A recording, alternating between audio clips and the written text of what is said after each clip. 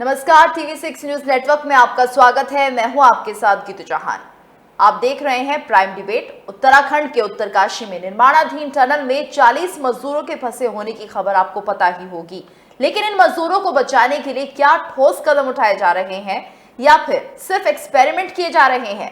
आज चर्चा इस मुद्दे पर, लेकिन उससे पहले आप सभी से अनुरोध है कि आप TV6 न्यूज नेटवर्क को सब्सक्राइब करें, लाइक करें और शेयर करें। और अब अपनी चर्चा की शुरुआत करते हैं। हमारे साथ खास मेहमान जुड़ चुके हैं। हमारे साथ कलीमुल हफीज जी जुड़े हुए हैं, इंजीनियर हैं वो। इसके साथ साथ हमारे साथ सलीम खान जी जुड़े हुए हैं, पर्यावरणविद हैं, और भी मेहमान हमारे साथ जुड़ेंगे। फिलहाल आप दोनों का बहुत बहुत स्वागत है TV6 न्यूज नेटवर्क पर। तो जिस तरह से हम देख रहे हैं, उत्तरकाशी में टनल में 40 लोग अंदर फंसे हुए हैं, जिनको निकालने की कोशिश की जा रही है। 65 घंटे से ज्यादा वक्त बीत चुका है और ऐसे में अब उम्मीद भी कहीं ना कहीं कम होती जा रही है। हालांकि जो रेस्क्यू टीम है वो लगातार ये कह रही है कि अंदर जो मजदूर हैं वो सुरक्षित हैं और उन्हें जल्द ही निकाला जाएगा। लेकिन आखिर इसमें क्या कमियां हैं, क्या खामियां आ रही हैं इस ऑपरेशन में, समझने की कोशिश करेंगे। हमारे साथ कलीमुल हफीज जी जुड़े हुए हैं। हफीज जी, आप क्या कहेंगे, आखिर क्या दिक्कतें हो सकती है जिसकी वजह से इतना टाइम लग गया है रेस्क्यू में? देखिए, इस तरह के हादसा सिविल इंजीनियरिंग में खास तौर से जब इंफ्रास्ट्रक्चरल प्रोजेक्ट करते हैं हम, तो आते रहते हैं। लेकिन ऐसे हादसों को किस तरह से हम हैंडल करते हैं, उससे पता चलता है कि हमारी तैयारी कितनी है, हम कितने दक्ष हैं, यानी कितने प्रोफेशनल हैं, और कितना चीज़ों को हम सीरियस लेते हैं। खास तौर से जब आप हाई रिस्क जोन में काम करते हैं, यानी उत्तरकाशी जैसे एरिया में जो एक बहुत ही हाईली सीस्मिक जोन भी है, उसके अलावा वहाँ की जो सॉइल है वो भी काफ़ी लूज सॉइल है। जब उसमें आप ड्रिल कर रहे हैं तो आपने प्रिकॉशनरी मेजर्स क्या लिए हुए, यानी सेफ्टी मेजर्स क्या लिए हैं, तो वो तो जाहिर है कि उन्होंने कोई था, आप उतनी जल्दी रेस्क्यू नहीं कर पाए। अब आती है सवाल के वो कौन लोग हैं और सरकार की नज़र में उन लोगों की कितनी अहमियत है। वो मैं बता दूं कि ये जो सरकार है, चाहे वो उत्तराखंड हो या सेंटर की हो, इनकी नजर में उन मजदूरों की कोई खास अहमियत नहीं है। वरना 80 घंटे हो गए और 80 घंटे में वो सिर्फ 21 मीटर की का मलबा में ड्रिल न किया जाए, इससे हमारा बहुत बड़ी जो फेल्योर है, खासतौर से जो प्रोफेशनल फेल्योर है, वो नजर आता है। मैं सिर्फ इतना ही कहूंगा कि ये मुल्क के लिए और किसी इंजीनियरिंग डिपार्टमेंट के लिए एक ये ब्लैक स्पॉट है। और अगर इच्छा शक्ति होती, जो भी इंजीनियरिंग डिपार्टमेंट उसको हैंडल कर रहा है, तो वो ये काम विद इन 24 आवर्स कर लेता। आज जरूर हमने सुना है कि कुछ मशीनें गाजियाबाद से जा रही हैं, वो एयरलिफ्ट की जाएंगी, तो आखिर ये पहले क्यों नहीं की गई?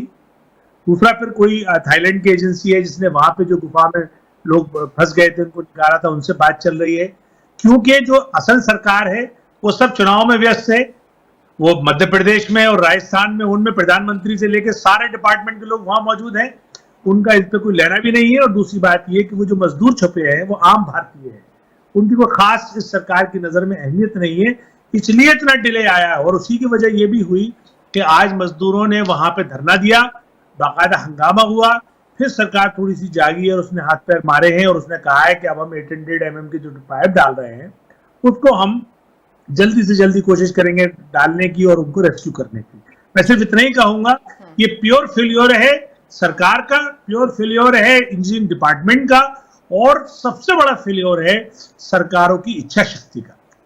बिल्कुल, एक बड़ा फेलियर यहाँ पर दिख रहा है सरकार की तरफ से। और दूसरी बात यह है कि जो होम मिनिस्टर है अमित शाह, उनको कहीं ना कहीं इस पर संज्ञान लेना चाहिए था, सलीम जी, लेकिन ऐसा होता हुआ भी नहीं दिख रहा है। हालांकि जब शुरुआती रेस्क्यू ऑपरेशन शुरू हुआ था तभी जरूर कहा जा रहा था कि पीएम मोदी नजर बनाए हुए, लेकिन अब जिस तरह से देरी हो रही है उससे साफ है कि ना तो अमित शाह इस पर नजर बनाए हुए हैं, ना ही पीएम मोदी देख रहे हैं इस मामले को। देखिए, ये तो बाद की बात है। पहली बात तो यह है कि अभी कलीमुल हफीज साहब ने इसका जिक्र किया कि ये जो है वो उत्तराखंड का इलाका, ये सिस्मोलॉजी के हिसाब से और इसकी जो चट्टानें हैं वो पानी से पूरी तरह गली हुई है। ये बात कई मर्तबा सामने आई। सुप्रीम कोर्ट ने एक कमेटी बनाई थी, वहां पर वैसे ही गांव धंसते हैं, इससे पहले एक टनल धंसी थी, और सुप्रीम कोर्ट की कमेटी ने ये रिकमेंड किया था कि ये इलाका जो है वो टनल बनाने के लिए ठीक नहीं है। इसी तरह से Wadia institute of Himalayan geology ने भी कहा था कि 51% यहाँ की चट्टानें कमजोर हैं, यहाँ पर टनल बनाना सेफ नहीं है। तो और वहाँ के जो पर्यावरण विशेषज्ञ है वो तो पूरी तरह से इसकी पे पाबंदी लगाने की बात करते हैं। वो ये कहते हैं कि यहाँ पर टनल बनाना जो है वो सेफ नहीं है। ये तो अभी एक्सीडेंट इस दौरान हो गया, जब वो इस्तेमाल हो रहा है उस वक्त भी जो है इस तरह का हादसा हो सकता है जब गाड़ियां अंदर जा रही। तो ऐसे में सरकार ने ये फैसला क्यों किया, इस पर पहले सवाल होना चाहिए। आखिर ये कौन सी प्रगति का मॉडल है इसमें के इंसानों की सेफ्टी की कोई अहमियत नहीं, और जो है वो सीधे सीधे बस सड़कें बनाओ, ठेकेदारों को जो है वो ठेके दो, उससे कमीशन कमाओ, ये सब सिलसिला जो है वो जोरों शोर से सारे देश में चल रहा है। तो मैं ये कह रहा हूं कि पहला तो मेरा इतराज ये है कि जब एक्सपर्ट कमिटीज की ये राय है तो ये प्रोजेक्ट शुरू क्यों किया गया, और जब ये इतना सीरियस प्रोजेक्ट है और इसमें जमीन का खिसकना ये बिल्कुल एक्सपेक्टेशन के मुताबिक है, तो बगैर कंक्रीटिंग के आगे क्यों गए वो लोग।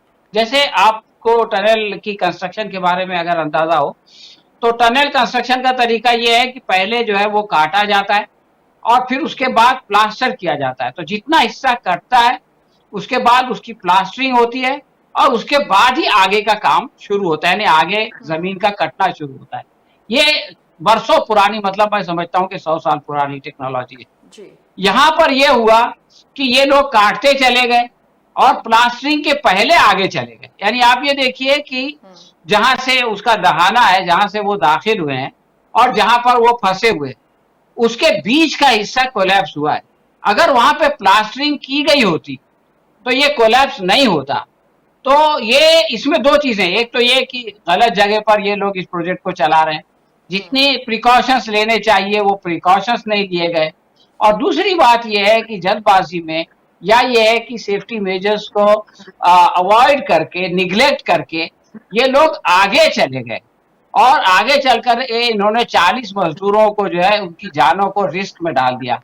तो इसमें वो सारे लोग जो कि इसके प्रशासन में इन्वॉल्व हैं वो सब के सब दोषी हैं, और अगर इन मजदूरों को कुछ भी हो जाता है, जो तकलीफ हुई है वो तो हुई है, लेकिन अगर इनके साथ कुछ ऊंच नीच हो जाए तो इसकी सजा जो है इन सबको मिलनी चाहिए, ऊपर से नीचे तक। जो पूरा प्रशासन इस जो है वो एक्सप्लॉयटेशन के धंधे में लगा हुआ है और पैसे कमा रहा है, उन सबको इसकी कड़ी सजा मिलनी चाहिए।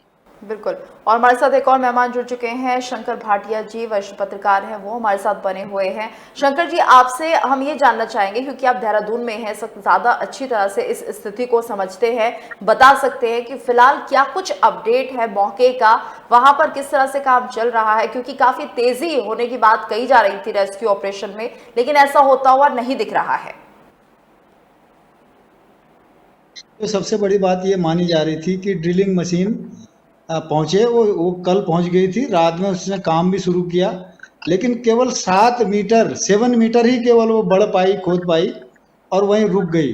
कहा गया कि ये मशीन खराब है, लेकिन वास्तव में वो मशीन खराब नहीं थी, उसको वहीं पर स्टॉप कर दिया गया, कारण भी नहीं बताया गया।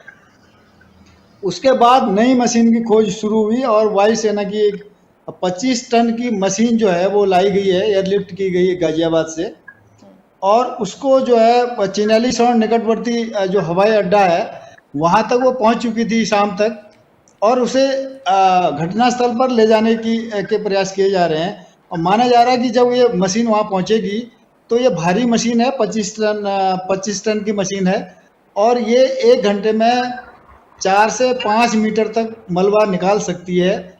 तो चूँकि 25 मीटर तो मलबा निकाला जा चुका है, तो ये 30-35 मीटर करीब मलबा रह चुका है, तो ये 5-7-8 घंटे के अंदर ये सारा मलबा निकाल लेगी, उसके अंदर पाइप डाल लेगी, ऐसा माना जा रहा है। ये पता नहीं ऐसा हो पाएगा या नहीं हो पाएगा, बिल्कुल। लेकिन शंकर जी, ये बड़ा सवाल है कि ऐसा हो पाएगा कि नहीं हो पाएगा, क्योंकि इससे पहले भी कई दावे किए जा चुके हैं और यहाँ पर अब सरकार का फेलियर साफ तौर पर दिख रहा है। क्योंकि अगर कहीं ना कहीं मन में इच्छा शक्ति होती तो इन लोगों को पहले ये मशीनें मंगानी चाहिए थी। क्या उन्हें नहीं लग रहा था कि लूज मिट्टी है, वो कभी भी मलबा फिर से गिर सकता है? तो ऐसे में एक बड़ी लापरवाही यहाँ सरकार की तरफ से भी देखने को मिल रही है।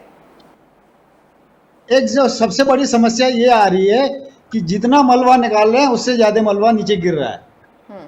इसकी वजह से मलबा निकाला जा रहा है, उससे ज्यादा नीचे गिर जा रहा है, तो ऊपर से जो गिर रहा है उसको फिर हटाना एक नई समस्या बन रहा है। तो ये समस्या है। दूसरी चीज जो अभी इंजीनियर साहब ने बताया कि थाईलैंड की टीम जो जिन गुफा से पहले निकाल चुकी है बच्चों को, उनकी मदद ली जा रही है, और नॉर्वे की भी टीम इसमें एक्सपर्ट रही है, उनसे भी संपर्क किया जा रहा है, ऐसी बात कही जा रही है। और भारतीय रेल से लेकर बहुत सारे अन्य विभागों से भी सहयोग लेने की बात हो रही है। लेकिन अब सहयोग लेने में इतना 80 घंटे लग गए, कोई आप समझ सकते हैं, हम अगर थोड़ी देर के लिए लिफ्ट रुक जाती है, 1 घंटा आधा घंटा लिफ्ट के अंदर आदमी रह जाता है तो हाय तौबा मच जाती है। बिल्कुल 80 घंटा से अगर कोई व्यक्ति 40 लोग गुफा के अंदर फंसे हों और वो अनिश्चित स्थिति में हों, कैसे बाहर निकलना है उन्हें पता नहीं है। वहाँ इस ठंड में, पहाड़ के ठंड में, वहाँ बिस्तर नहीं है उनके पास, कैसे रात और दिन निकाल रहे होंगे, तो उनके हालत को समझा जा सकता है कि उनकी क्या स्थिति होगी। बिल्कुल कहीं ना कहीं बहुत ही खराब स्थिति में इस वक्त ये 40 लोग हैं जो कि इस टनल में फंसे हुए हैं। हफीज जी, वाकई एक बहुत बड़ा सवाल है, क्योंकि ये लोग अगर किसी खास प्रदेश के होते, गुजरात से जुड़े होते, तो शायद काफी तेजी से काम होता। लेकिन यहाँ पर जिस तरह से हम देख रहे हैं, झारखंड के ज्यादातर मजदूर हैं और ऐसे में कहीं ना कहीं उनकी जान अब आफत में डाली जा रही है। वही सरकार कहीं ना कहीं खामोश बैठी हुई है, देरी है सरकार के काम में, क्योंकि जिन मशीनों को अब बुलाया जा रहा है, क्या ये संभावना पहले नहीं लग रही थी जब लगातार रेस्क्यू हो रहा था और काम कहीं ना कहीं विफल होता हुआ दिख रहा था, तो तेजी के साथ इन अपैरेटस को बुलाना चाहिए था, लेकिन ऐसा नहीं हो पाया। बिल्कुल आपने सही कहा, ये राजनीतिक इच्छा शक्ति की कमी और सबसे पहले जो सरकारों के जो रवैये हैं, मैं दोनों को कहूंगा, प्रदेश सरकार भी और भारत सरकार भी। क्योंकि प्रदेश सरकार के पास भी लॉ एंड ऑर्डर है तो उसकी जिम्मेदारी है, भले से डिपार्टमेंट हो चाहे किसी का भी हो, लेकिन प्रदेश सरकार उसके लिए डायरेक्ट जिम्मेदार है। सवाल ये है कि इस घटना को अगर आपको देखना है, इसके 3 पहलू हैं। पहला पहलू तो वो जो अभी हमारे सलीम खान साहब ने कहा कि आखिर उसकी बिना कंक्रीटिंग किए आगे बढ़ते चले गए, वो तो एक इंजीनियरिंग फेल्योर है, उसको एक अलग विषय है। या उससे पहले कि जब वो हाईली सिस्मिक जोन है तो उसको आखिर क्यों वहां पे टनल पे पोस्ट की गई, इसको भी हम अलग से बात कर लेंगे। दूसरे नंबर पे आते हैं हम सरकार की बात। आपने बिल्कुल सही कहा, अगर गुजरात के लोग होते ये तो आप देखते कि सारा सरकार और सारी मीडिया सब लोग लग जाते और इसको पूरी तरीके से हाइप बनाई जाती। तीसरी बात, जो हमारा जो मीडिया है, जो मेन मीडिया जैसे कहते हैं, वो गाजा की और इजराइल की तो खबरें दिखा रहा है, लेकिन जो उसके अपने भारतीय 40 मजदूर जो पिछले संडे से फंसे हुए हैं और वो मौत और जिंदगी के बीच में झूल रहे हैं, और उसकी न्यूज भी नहीं दिखा रहा। आप अभी आके देखिए, किसी भी छोटे बड़े से बड़े चैनल पे छोटी सी न्यूज चल रही है, तो मैं आपको मुबारकबाद दूंगा कि TV6 इस पे काम कर रहा है और यही रियल पत्रकारिता है। कम से कम हम अपने भारतीयों का तो ख्याल रखें। देखिए, जब तक मीडिया इसको नहीं इसको उछालेगा तब तक मोदी जी अपनी रैली छोड़कर नहीं आएंगे, अमित शाह जी जो अपने रोड शो में बिजी हैं वो छोड़कर नहीं आएंगे। जब तक ये 2 लोग नहीं आएंगे यह काम नहीं होगा, क्योंकि पूरी सरकार सिर्फ 2 ही लोगों पर डिपेंड है। अब दोनों लोग बिजी हो गए रोड शो में और रैली में, तो आखिर इसको कौन देखे। मीडिया पूरा बिजी हो गया एक माहौल बनाने में, वो इजराइल और गाजा की वार दिखा रहा है, तो वो अपने भारतीयों को कौन देखे। अब रह गई बात आम जनता, आप और हम। तो आप और हमें ये समझने की जरूरत है कि ये सरकार ने जो पूरा एक माहौल बनाया है कि ये हेडलाइन मैनेजमेंट से चलती है, जमीन पे इसका काम कुछ नहीं है।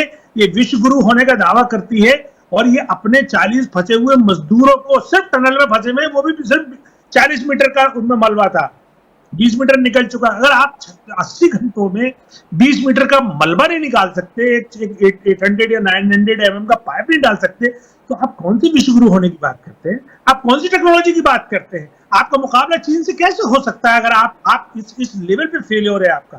तो इसके थ्रू हमें अपनी सच्चाई, यानी कि भारत सरकार और जो राज्य सरकारों के दावे हैं उनकी पोल भी खुलती है, इनकी इच्छा शक्ति और खासतौर से जो हमारा मजदूर वर्ग है उसके लिए जो इन्होंने जो लापरवाही दिखाई है ये भी नजर आती है। और मीडिया को मैं कहूंगा कि मीडिया ने जिस ढंग से इस मुद्दे को उठाना चाहिए था उस ढंग से नहीं उठाया है। आज मजदूर धरने पे बैठे, बाकायदा उन्होंने प्रोटेस्ट किया, तब जाके 1-2 चैनल्स ने दिखाया, ये भी काफी शर्मनाक बात है। बिल्कुल बिल्कुल सलीम जी, और यहाँ पर लगातार अब ये चर्चा हो रही है कि आखिर यहाँ पर इतनी बड़ी खामी कैसे बरत दी गई, क्योंकि जिस तरह से आप कह रहे हैं अगर प्लास्टर पूरा होता, अगर वो पूरा पक्का हो जाता टनल का वो हिस्सा जहाँ पर मजदूर काम कर रहे थे, तो शायद ये हादसा नहीं होता। तो क्या माना जाए, आखिर इतनी जल्दी क्यों थी सरकार को इसे पूरा करने की कि वो जो कच्चा रास्ता है उसे कच्चा ही छोड़कर बिना प्लास्टर के आगे बढ़ते जा रहे थे, और ये तो बहुत बड़ी खामी है एक तरह से देखा जाए तो। देखिए, असल में मसला ये है कि हमारे जो ठेकेदार हैं वो जो हमारे पॉलिटिशियन हैं, जो सरकार है, डबल इंजन सरकार, उससे मिले हुए हैं, इसलिए उनके दिल में कोई डर नहीं। आमतौर से ये लोग जो है वो अपने लोगों के, अपने मजदूरों के जो है वो उसके हमदर्द नहीं होते, लेकिन इस बात का डर कि अगर हमने जो है वो सेफ्टी के रूल्स को फॉलो नहीं किए तो हमारे ऊपर जो है वो कड़ी सजा होगी, हमको बहुत सारा फाइन होगा, बहुत सारा जुर्माना होगा। तो ये डर जो है इन लोगों से सेफ्टी मेजर्स कर पाता है। अब ये लोग निडर हो गए, इसलिए कि इनको मालूम है कि ये सारे लीडर्स जो है वो हमसे लेते हैं रिश्वत और ये हमारे खिलाफ कुछ नहीं करेंगे। ज्यादा से ज्यादा ये होगा कि कुछ खबर बनेगी, कुछ गिरफ्तारी होगी, उसके बाद हमको जो है वो चुपचाप छोड़ दिया जाएगा। तो ये एक खतरनाक चीज है कि जो लोगों को अपने मजदूरों का ख्याल करने से रोक रही है। अभी गुजरात का जिक्र आपने किया, मैं आपको बताऊं इसमें पॉलिटिशियंस का भी कसूर है और अवाम का, जनता का भी कसूर है। हमारे प्रधानमंत्री को जो है वो अपने चुनाव की मुहिम से फुर्सत नहीं है, हमारे गृह मंत्री को नहीं है। ये हर रोज तकरीबन 16-17 ट्वीट करते हैं और आप देख लीजिए कि आज चौथा दिन है, उसका 8 घंटा भी हो चुका है। तो इस बीच इन्होंने 50-55 ट्वीट कर लिए होंगे। कम से कम एक ट्वीट कर देते, कुछ संवेदना का इजहार कर देते, लेकिन इनसे ये नहीं हुआ। हर रोज इनका ट्वीट आता है कि मैंने वहां रैली की, इतने लोग आए, इतना हंगामा है, इतना जोश है।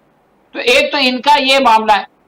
दूसरा मसला ये है कि गुजरात इलेक्शन से पहले मोरबी में एक ब्रिज टूट गया था, आपको याद होगा।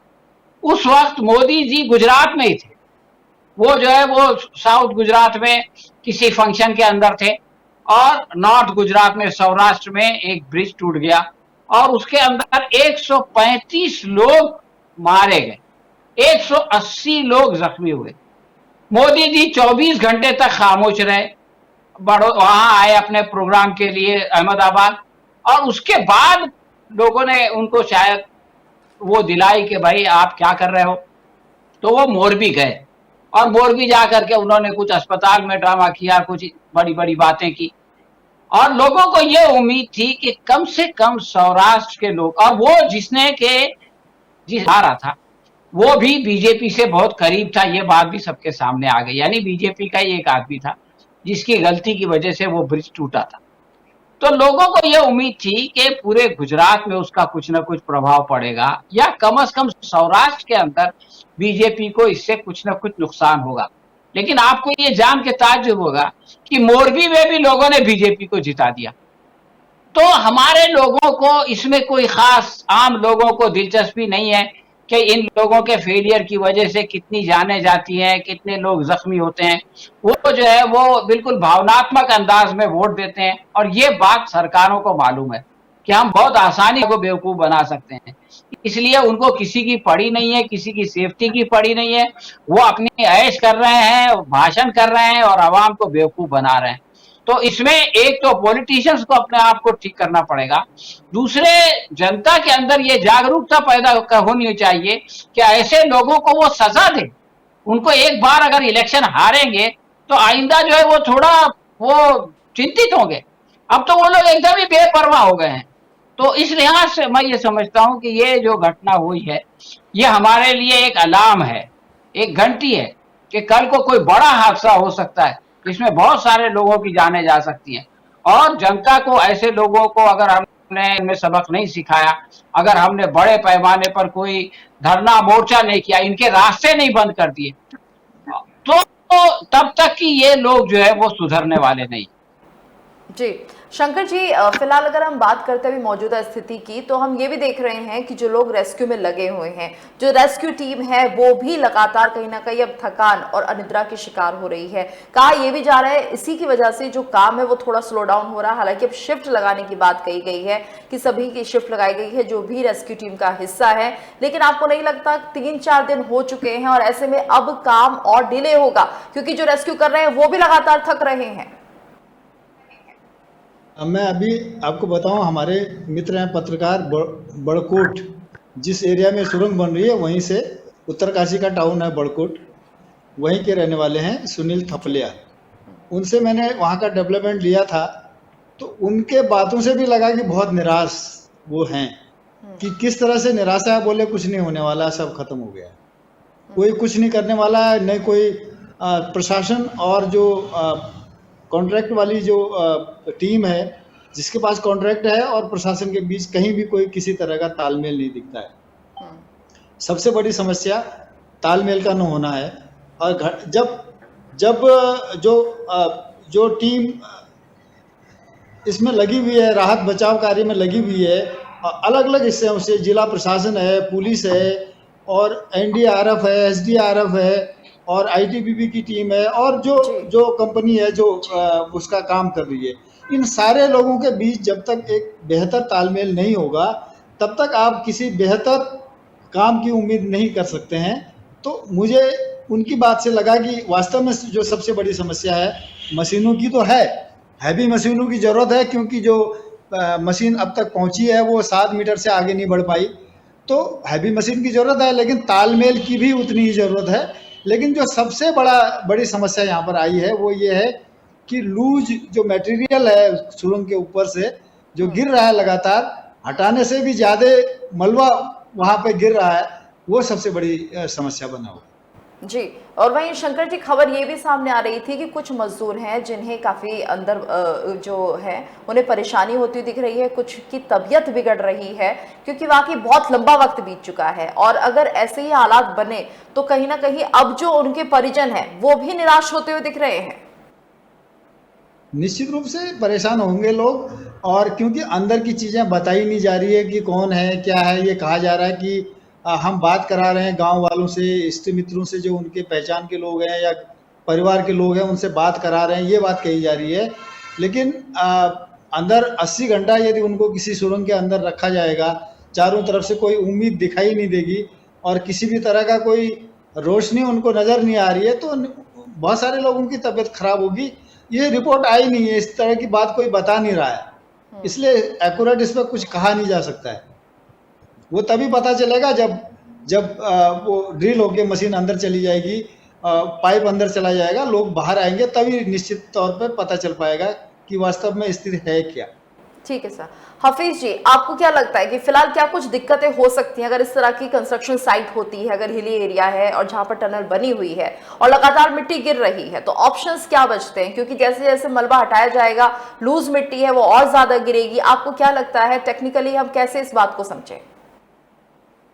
देखिए, लूज मिट्टी है ये कोई नई बात नहीं है। ये तो जब टनल प्रपोज हुई थी तब भी लूज मिट्टी थी, वो जब टनल बन रही थी तब भी उनको पता था लूज मिट्टी है। तो ये तो इनका 100% नेग्लिजेंस है कि लूज मिट्टी के हिसाब से इन्होंने ऑगर मशीन नहीं मंगाई। एक बात ये क्या है कि ये बच नहीं सकते कि साहब वो जितना हम निकाल रहे हैं उतना गिर रहा है, तो वो तो गिरेगा, उसका नेचर है मिट्टी का।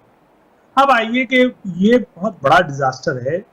कोई भी इंसान जब किसी ऐसी जगह फंस जाता है तो पहले तो वो हिम्मत ही हार जाता है, उसको लगता है कि मैं पता नहीं बचूंगा नहीं बचूंगा। जैसे भी हमारे भाटी साहब ने कहा कि उसे उम्मीद की किरण ही नजर नहीं आती। दूसरी बात, जो ऑक्सीजन भी दी जा रही है वो भी सिर्फ एक 4 इंच के पाइप से जारी है, जैसे मैंने खबरों में सुना है, और उसी के थ्रू वो पैकेट भी भेज रहे हैं, सब कुछ भेज रहे हैं।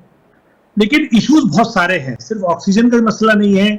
3 दिन से ज्यादा हो गए, जो डेली रूटीन के इश्यूज हैं इंसान के, बहुत सारे कुछ अस्थमा की प्रॉब्लम होती है, बहुत सारे लोगों को और तरह तरह की रेस्पिरेटरी डिजीजेस होती हैं, वो उनके लिए बहुत ही मुश्किल हो रही होगी। सफोकेशन होगा, वहाँ ठंड होगी, ठंड के अलावा और बहुत सारे हम तो कल्पना ही कर सकते हैं।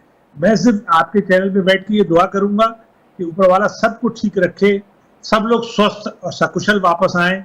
लेकिन ये सरकार का बहुत बड़ा फेल्योर है। इंजीनियरिंग डिपार्टमेंट जो भी इसे हैंडल कर रहा है उसका बहुत बड़ा नेग्लिजेंस है। कॉन्ट्रैक्टर और इंजीनियर इन सब का नेक्सस है। जैसा हमारे सलीम खान साहब ने कहा, ये सब मिली भगत है, पॉलिटिशियन से लेके नीचे तक इनकॉम्पिटेंट लोगों को कॉन्ट्रैक्ट दे देते हैं, उसके बाद फिर उनसे हैंडल नहीं होता और फिर इस तरह के हादसा सामने आते हैं।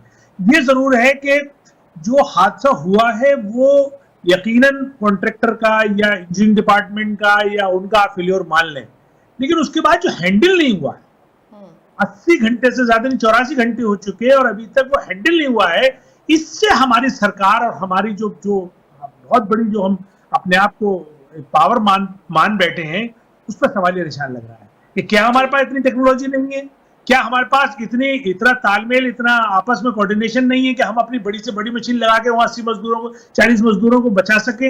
ये बहुत बड़ा सवालिया निशान है और इसे पूरी दुनिया देख रही है। ऐसा नहीं है कि सिर्फ मैं और आप सुन रहे हैं, तो पूरी दुनिया देख रही है कि भारत सरकार कितनी इनसेंसिटिव हो गई है कि उसने अपनी 40 मासूम जानों को बचाने के लिए खातिरखा कोशिश नहीं की है।